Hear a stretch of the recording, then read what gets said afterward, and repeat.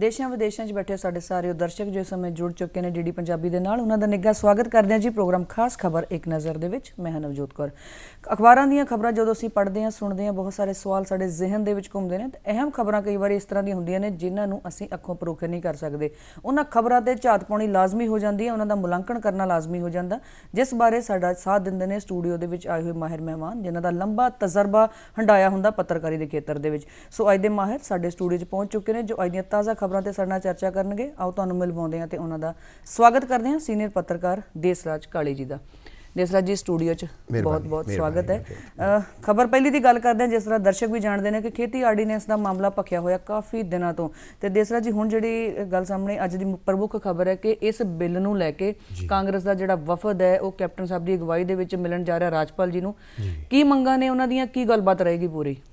हाँ देखो वो मिले ने कांग्रेस का वफद कल मिलिया है साडे मानयोग मुख मंत्री साहब नाल सिगे सुनील जाखड़ होरी कांग्रेस होना वालों जी आर्डीनेंस दीयां गल्लां सी। किसान अंदोलन भखिया होया है पूरे पंजाब दे विच, जिस तरीके नाल किसान सड़कां ते आए हुए ने जी और उधरों आर्डीनेंस जिहड़ा है उन्हें मेरे ख्याल दे नाल अज बिल पास हो के कानून दी शक्ल इख्तियार कर जाएगा।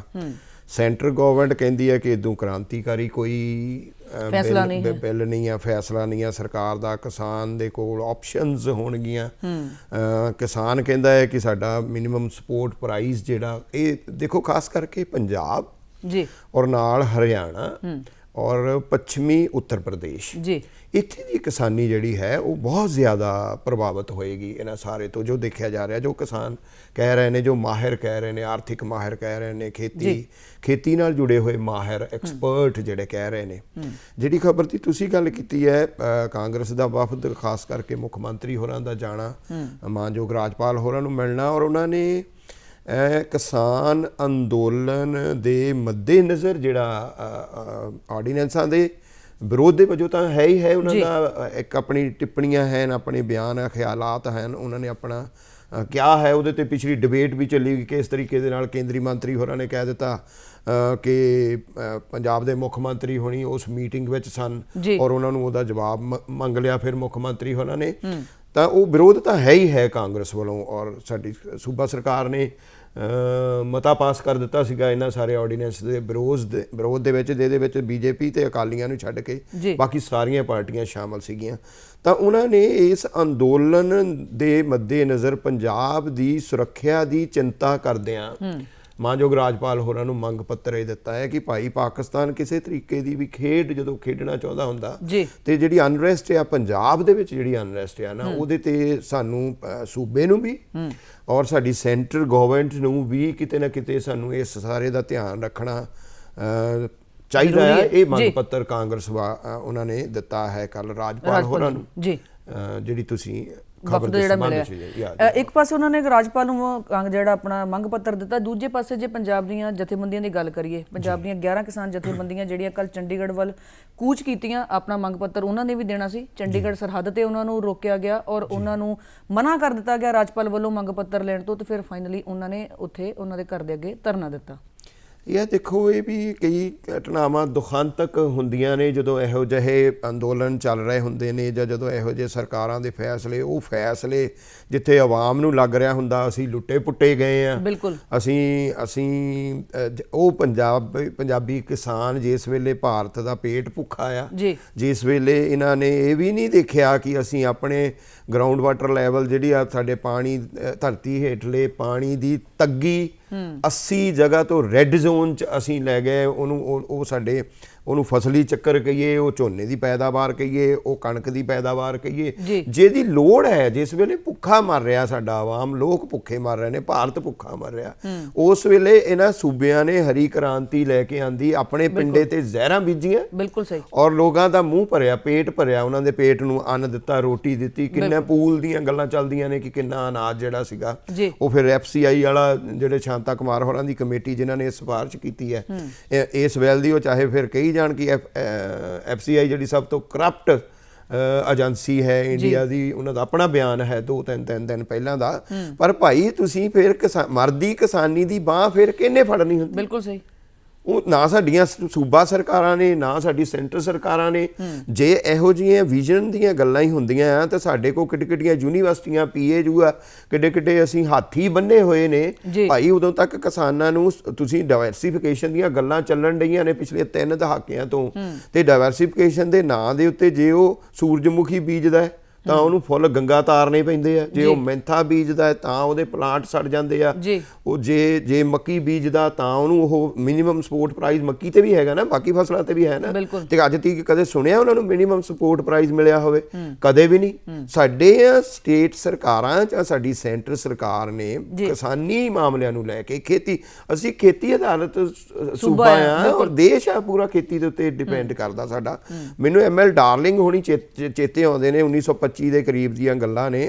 ML Darling was finance commissioner of Punjab, India in ਡੈਬਟ ਔਰ ਹੋਰ ਉਹਨਾਂ ਦੀਆਂ ਕੁਝ ਕਿਤਾਬਾਂ ਨੇ ਖੇਤੀ ਨਾਲ ਸੰਬੰਧਿਤ। ਕੋਆਪਰੇਟਿਵ ਮੂਵਮੈਂਟ ਉਹਨਾਂ ਨੇ ਖੜੀ ਕੀਤੀ ਔਰ ਉਹਨਾਂ ਨੇ ਜਿੱਥੇ ਕੋਆਪਰੇਟਿਵ ਸੁਸਾਇਟੀਆਂ ਬਣਾਈਆਂ ਸੀਗੀਆਂ, ਅੱਜ ਤੀਕ ਉਹ ਕਿਸਾਨ ਉਹਨਾਂ ਚੀਜ਼ਾਂ ਦਾ ਲਾਹਾ ਲੈਂਦੇ ਨੇ, ਯਾਨੀ 100 ਸਾਲ ਬਾਅਦ ਵੀ।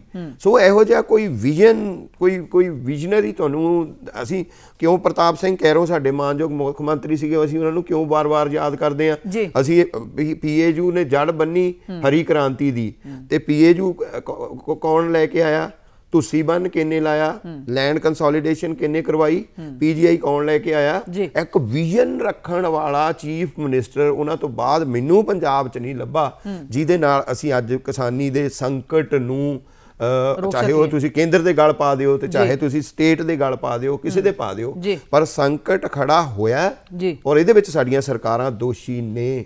ਉਹਨਾਂ ਨੇ ਡਾਇਵਰਸੀਫਿਕੇਸ਼ਨ ਵੱਲ ਨੂੰ ਨਹੀਂ ਲਿਜਾਣਾ। ਜੇ ਤੁਹਾਨੂੰ ਸੰਕਟ ਪਤਾ ਲੱਗ ਜਾਂਦਾ ਕਿ ਇਹ ਸੰਕਟ ਅਸੀਂ ਪਾਣੀ ਦਾ ਸੰਕਟ ਆਉਣਾ, ਜ਼ਹਿਰਾਂ ਦਾ ਸੰਕਟ ਆਉਣਾ, ਕੈਂਸਰ ਦਾ ਸੰਕਟ ਆਉਣਾ, ਤੇ ਫਿਰ ਉਹ ਕਾਰਜ ਕਿਹਨੇ ਕਰਨੇ ਹੁੰਦੇ ਨੇ? ਬਿਲਕੁਲ ਸਹੀ।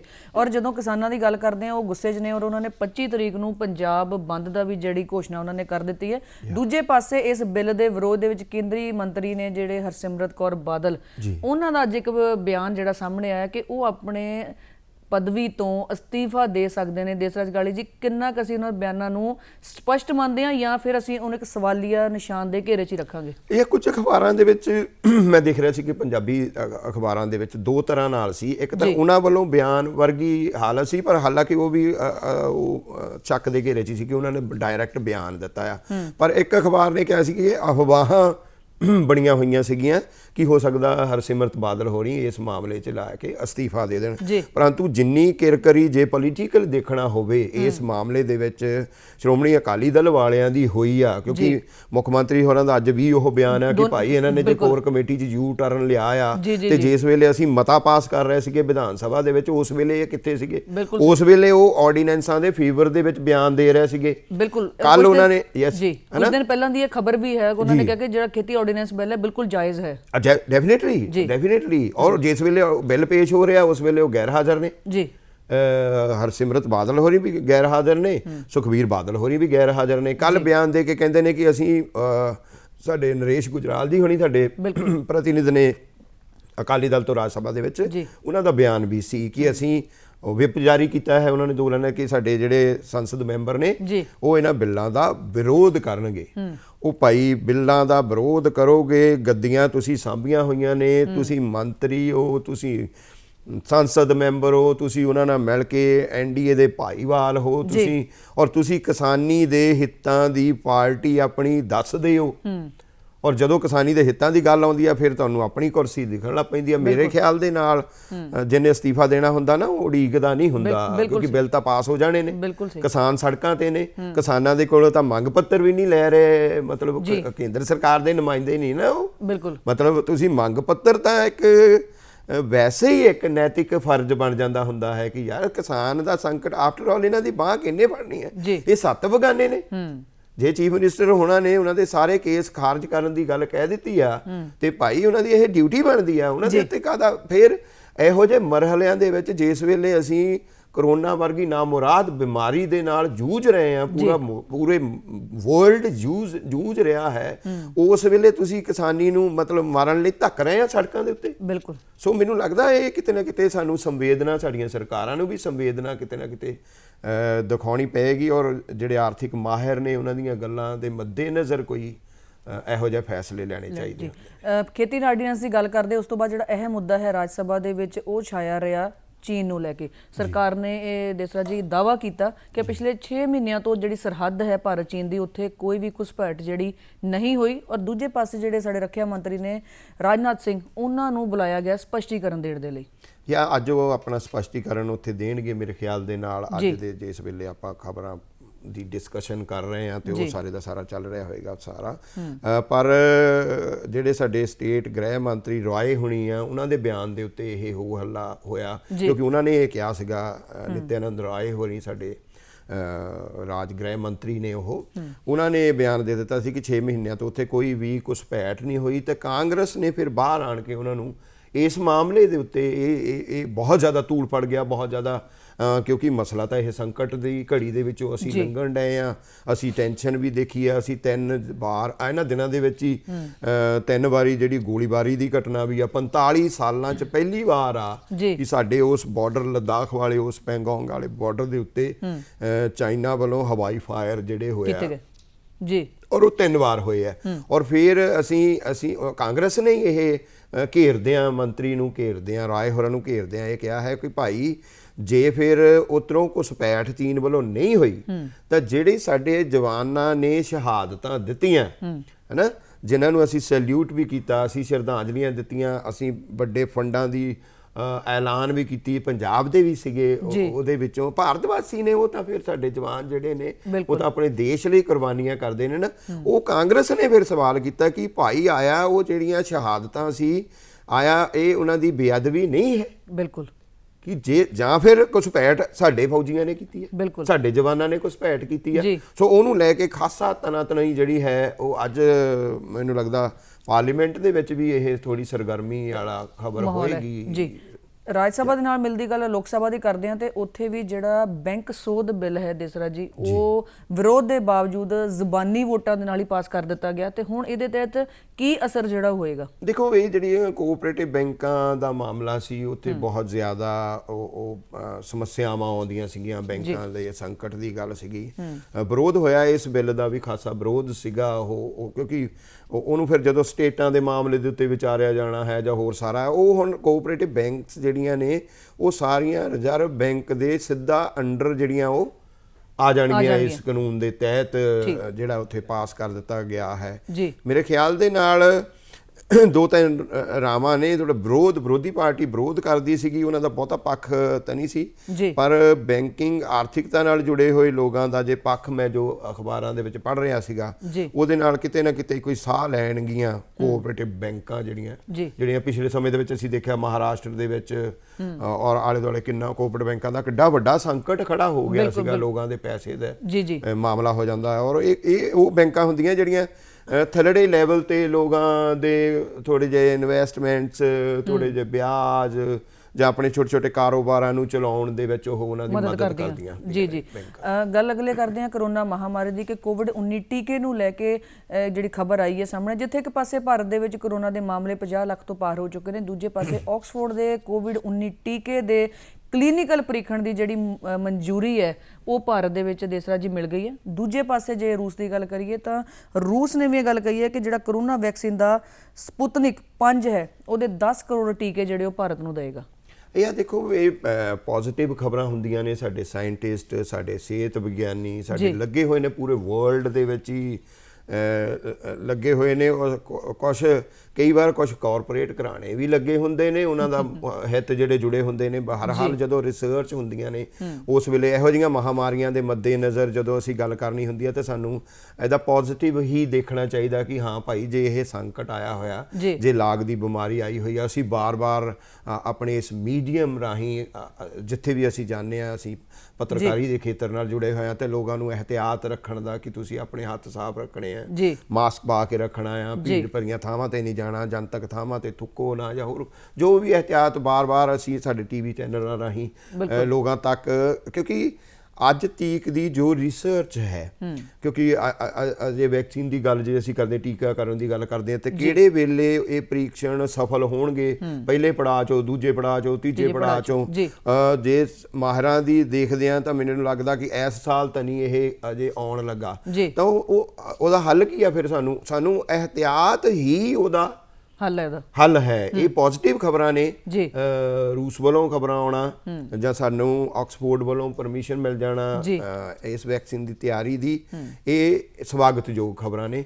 ਪਰੰਤੂ ਇਸ ਬਿਮਾਰੀ ਦੇ ਮੱਦੇਨਜ਼ਰ, ਇਹ ਲਾਗ ਦੇ ਮੱਦੇਨਜ਼ਰ ਹੌਲੀ ਹੌਲੀ ਅਸੀਂ ਲਾਕਡਾਊਨ ਚੋਂ ਬਾਹਰ ਆ ਰਹੇ ਹਾਂ। ਲੋਕ ਫਰਸਟ੍ਰੇਸ਼ਨ ਦਾ ਸ਼ਿਕਾਰ ਵੀ ਹੋ ਜਾਂਦੇ ਨੇ। ਇੰਨੇ ਲੰਬੇ ਸਮੇਂ ਦੇ ਵਿੱਚ ਆਰਥਿਕ ਤੌਰ ਦੇ ਉੱਤੇ ਵੀ ਲੋਕਾਂ ਨੂੰ ਬਹੁਤ ਵੱਡੀ ਸੱਟ ਵੱਜੀ, ਔਰ ਖਾਸ ਕਰਕੇ ਮੈਂ ਦੇਖਦਾ ਨਵਜੋਤ, ਵਿਦਿਆਰਥੀਆਂ ਦਾ ਜਿਹੜਾ ਡਿਪਰੈਸ਼ਨ 'ਚ ਚਲੇ ਜਾਣਾ ਹੈ। ਮੈਂ ਇੱਕ ਰਿਸਰਚ ਪੜ੍ਹ ਰਿਹਾ ਸੀਗਾ ਕਿ ਸਾਡੇ ਵਿਦਿਆਰਥੀ ਬਹੁਤ ਜ਼ਿਆਦਾ ਪ੍ਰਭਾਵਿਤ ਹੋਏ ਨੇ ਡਿਊਰਿੰਗ ਦਿਸ ਪੀਰੀਅਡ।